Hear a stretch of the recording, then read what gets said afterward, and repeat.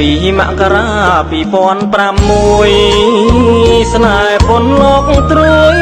យើងបានរៀបការយោធាកំឡោះស្មោះពេធីតាខ្មាំងក្រាបគំរៀបការទ្របការស្លាជ័យពុកម៉ែរៀបចំសំគុំទុកដាក់យើងទាំងពីរនាក់ជាប្រពន្ធប្តីចំណងដៃពេជ្របុត្រាបុត្រីហបព្រេងនិស័យតាំងពីអតីត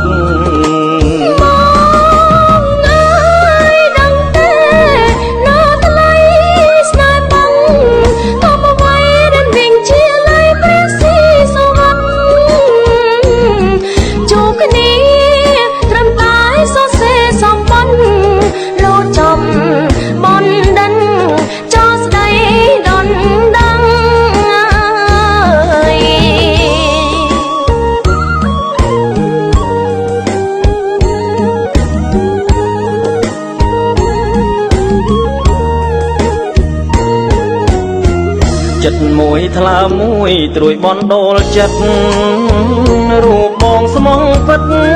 មិនបែកបែឡើយខូបមង្គលយើងចិត្ត20ឆ្នាំហើយប្រលឹងបងអើយនេះហើយនិស័យអូនជាគ្រូពេទ្យបងជាយោធាស្វាមីព្រះរា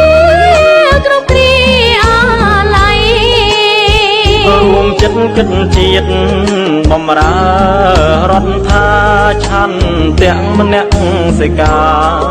ម្មហាគុណធម៌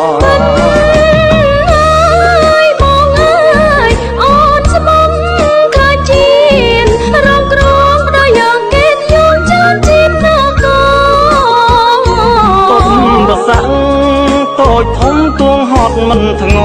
រ